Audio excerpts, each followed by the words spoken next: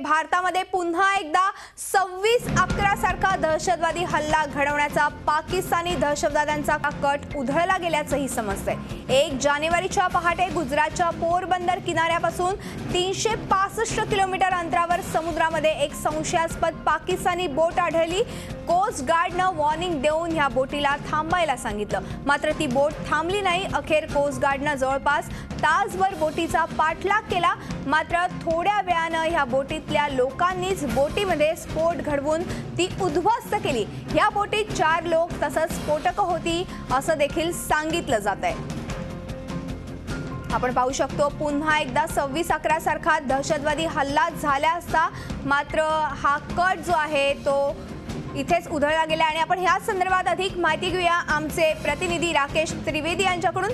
राकेश, 26/11 सारखा दहशतवादी हल्ला पुन्हा एकदा घडवण्याचा पाकिस्तानी दहशतवाद्यांचा कट होता, काय सविस्तर माहिती आहे आणि कोस्ट गार्डच्या सावधानतेमुळे हा कसा कट उधळला गेलाय?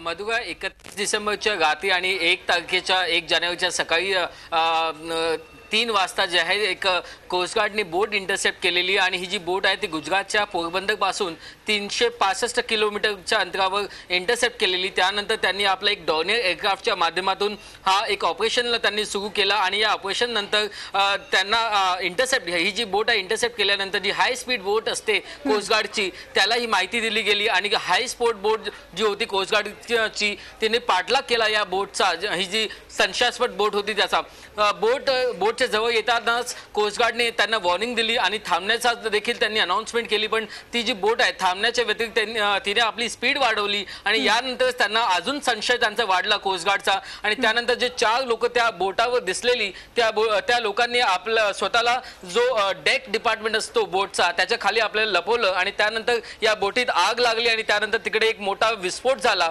आणि रात्रीची वेळ होती, जो क्लायमेट आहे तो बघा नव्हता, चांगलं नव्हतं आणि त्यामुळे तिकडे त्यानंतर हे जी लोक आहे 4 जी लोक दिसलेली ती कुठे गेली आणि ही जी बोट आहे तिकडेच बुडाली का अशी एक शंका देखील निर्माण झाली। आणि त्याच्यासाठी आता जो रेस्क्यू ऑपरेशन आहे तिकडे जो सर्च ऑपरेशन आहे तो आता सध्या सुरू आहे। आणि एक महत्त्वाची गोष्ट म्हणजे अशी मधुगा की 31 डिसेंबरच्या रात्री 1 वाजेपासून सकाळी 6 वाजेपर्यंत जम्मू काश्मीरच्या सांबा डिस्ट्रिक्टमध्ये एकाकडे जोरदार गोळीबारी चालू होती आणि दुसरीकडे कराचीहून ही बोट निघालेली आणि पोरबंदर कडे पुढे सरकत होती। आता सध्या जी इंटेलिजन्स एजन्सीज आहे त्यांचा शक असा आहे की त्यांचा संशय असा आहे की का नेमकी ही जी बोट होती ती का गुजरातमध्ये जाण्यासाठी त्यांनी लॉन्च केलेली किंवा पोरबंदरच्या मागे त्यांना मुंबईत यायचं होतं आणि पुन्हा एखादा 26/11 सारखा जो मोठा हल्ला त्यांना अंजाम द्यायचा होता अशी एक शंका निर्माण झाली। पण सध्या इंटेलिजन्स ब्युरोची जी सतर्कता होती आणि जे कोस्ट गार्डची जी मेहनत आहे त्यामुळे आपण सांगू शकतो की हा एक जो मोठा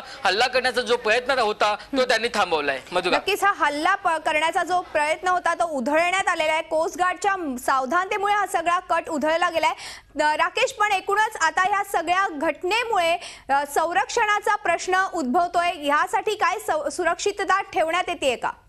कोस्ट गार्ड आणि इंटेलिजन्स ब्युरोने अगोदर सांगितलं की ते सध्या आता ते अलर्ट आहे आणि या अगोदर पण सेंट्रल होम मिनिस्ट्रीकडून पण एक अलर्ट आलेलं आणि तो जो अलर्ट आहे सगळ्याच राज्यांना इश्यू केलं गेलं होतं आणि त्यात सांगितलं होतं की जानेवारी महिन्याच्या अखेरपर्यंत मुंबईत आणि जे इतर जे दुसरे जे मोठे शहर आहेत गुजरात असो किंवा दिल्ली असो तिकडे अतिरेकी हल्ल्याला कुठला अंजाम देऊ शकतात अशी शक्यता जाहीर केली होती। आणि त्यानंतर जितकेही ते स्टेट्स आहेत ते अलर्टवर होते आणि त्याचाच हा परिणाम आहे की गुजरातमध्ये ही जी बोट आहे त्याला इंटरसेप्ट करण्यात आलं आणि त्यानंतर याच्या अगोदर आपल्याला पुढची माहिती भेटली असती, पण त्या अगोदरच हे जे 4 लोक दिसले आहेत संदिग्ध त्यांनी या बोटीला आग लावली आणि त्यानंतर असेही देखील एक संशय निर्माण झाला की या बोटीवर विस्फोटक होतं आणि त्याचमुळे या बोटीमध्ये एक मोठा विस्फोट झाला, एक बॉम्बलास्ट सारखं झालाय आणि त्याची देखील जी इमेजेस आहेत ते आपल्याकडे सध्या आहे। पण आता राकेश, तुम्ही आमच्या सोबत असेच माहिती देण्यासाठी उपस्थित राहा। आपल्या सोबत आहेत निवृत्त general lieutenant Dattatray Shekatkar sir, खरं तर बघितलं गेलं तर एकीकडे LOC बॉर्डरवरती शस्त्रसंधीचं उल्लंघन होतंय आणि एकीकडे आता अशी धक्कादायक माहिती समोर येते की कोस्ट गार्डच्या सावधानतेमुळे हा जो दहशतवादी जो हल्ला होता तो कट उधळण्यात आलेला आहे। काय सांगाल ह्याबद्दल? सर्वप्रथम तो मॅडम मी कोस्ट गार्ड आणि आपल्या इंटेलिजन्स एजन्सी आहे जे गुप्तचर यंत्रणा आहे ज्यांनी ही माहिती दिली त्यांचं अभिनंदन केलं पाहिजे आपण पूर्ण राष्ट्राने, कोस्ट गार्डला पण। कारण की समजा चुकीने ही बोट दुसरीकडे आली असती आणि परत हल्ला केला असता तर मला वाटतं 26/11 पेक्षा जास्त मोठा नुकसान झाला असता. याकरता आपण त्यांना धन्यवाद देतो. दुसरी गोष्ट आपल्या ह्या झी चॅनलवरती काही मला वाटतं मागच्या महिन्यामध्ये आपण चर्चा करताना मी म्हटलं होतं की जेव्हा हे सर्व खर्च लाईन ऑफ कंट्रोल वरती चाललेलं आहे, आपल्या जे घुसखोरी चालली आहे, पाकिस्तान नक्कीच कोणत्या ना कोणत्या दुसऱ्या हल्ल्याच्या तराकीमध्ये आहे आणि ते प्रयत्न करतात आहे. हे खरं आलं आता.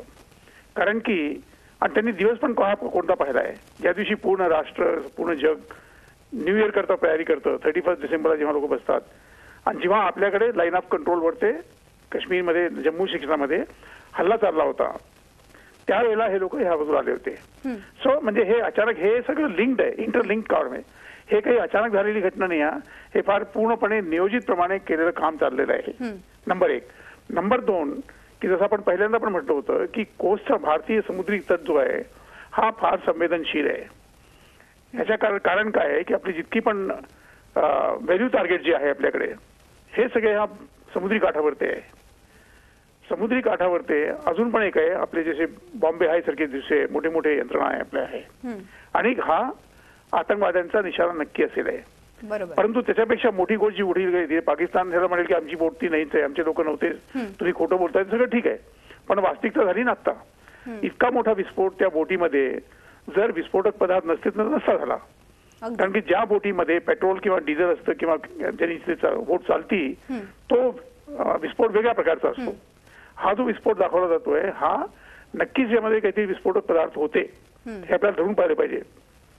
याचा अर्थ आहे की ही बोट नक्की ना कुठे येऊन आत्मघाती हल्ला जो आपण म्हणतो त्याला जे सुसाईड बॉम्बर जे करतात त्या प्रकारचा त्याचा वापर केलेला गेला आहे. बिलकुल शेकटकर सर, पण मात्र आता 26 जानेवारी जवळ येते आणि अर्थातच ओबामा देखील ह्या 26 जानेवारीच्या निमित्ताने इथे येणार आहेत. तर ह्या पार्श्वभूमीवर एकूणच हा कट उधळला गेलेला आहे, पण कुठेतरी एक दहशतवादी कट रचला होता. हा 26 जानेवारीसाठी रचला होता का त्याच्या आधी येण्यासाठी रचला होता हे काही समजू शकलेलं नाही. मात्र तुम्ही काय विश्लेषण कराल एकूणच याचं? हे जे हे 26 जानेवारीच्या अगोदरच केलं असतं, कारण की त्या दिवशी हा इतका मोठा हल्ला करणं म्हणजे दिल्ली वगैरेला हे शक्य नाही आहे. नंबर 1. परंतु त्याच्या अगोदर जर केला तर नुकसान तर शेवटी तितकंच होईल ना. जितका मोठा हल्ला तुम्ही 26 जानेवारीला कराल आणि हा जर झाला असता तर नुकसान तर एकच होतंय. परंतु हे एक नक्कीच आहे की पाकिस्तान मला वाटतं आता थल सेनेच्या म्हणजे लाईन ऑफ कंट्रोल किंवा बॉर्डरवरती म्हणा, कोस्टलमध्ये म्हणा, समुद्री काठावरती म्हणा आणि खायला म्हणजे वस्तिकमध्ये हे सत्य नाही झालं पाहिजे, पण बहुतेक ते वायू सेनेचा आपण वायू मार्गाचा वापर करतील आहे हे नक्कीच आहे कोणत्या ना कोणत्या रूपाने. तर आपल्याला आता तिन्ही बाजूला फार फार फार काळजीने राहण्याची आवश्यकता आहे. आणि हे सगळं जे चाललेलं आहे हे एक विशेष योजनेप्रमाणे चाललेलं आहे. It is well coordinated, it is well synchronised, it is well timed. तर हे आपल्याला पाहणं गरजेचं आहे. आणि ह्याच्यामध्ये एक अजून प्रश्न आहे की जसं आपण म्हणतो G24 तासचा एक ब्रह्मवाक्य आहे, एक पाऊल पुढे. राष्ट्रीय सुरक्षेमध्ये भारताच्या सर्व सुरक्षा व्यवस्थेला 10 पाऊल पुढे राहण्याची गरज आहे. हे आपण G24 पासून शिकलं पाहिजे की आपली जी तयारी असली आणि every time you have to think like a enemy की शत्रू आपला काय करू शकतो. आणि शेवटचा पॉईंट याच्यामध्ये आहे की आता आतंकवाद जो आहे हे पाकिस्तानी शासनाची भारताच्या विरुद्ध ह्याचं आउटसोर्सिंग केलेलं आहे.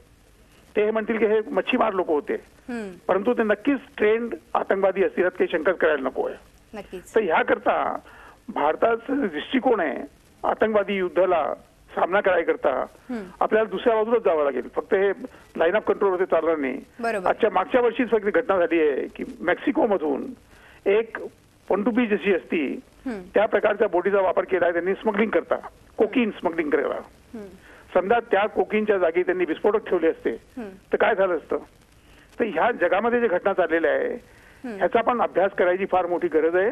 आणि आपल्यावर ते कसे हे लोक वापर करतील ही फार आवश्यकता आहे. कारण की समुद्री जो तट आहे भारताचा त्याच्यामध्ये महाराष्ट्र, गोवा, कर्नाटक आम्ही मागे तुमच्या चॅनलवर सांगितले हे 3 राज्य भयंकर अत्यंत संवेदनशील आहे. नक्कीच सर, म्हणजे शेकटकर सर एकूणच ह्या सगळ्या घटनेनंतर आता सावधानता बाळगणं फार महत्वाचं झालेलं आहे. धन्यवाद तुम्ही आमच्याशी चर्चा केल्याबद्दल आणि एकूणच या संदर्भातलं विश्लेषण केल्याबद्दल. राकेश, तुमचे देखील धन्यवाद ह्या सगळ्याची माहिती आमच्यापर्यंत पोहोचवल्याबद्दल. झी 24 तास रहा एक पाऊल पुढे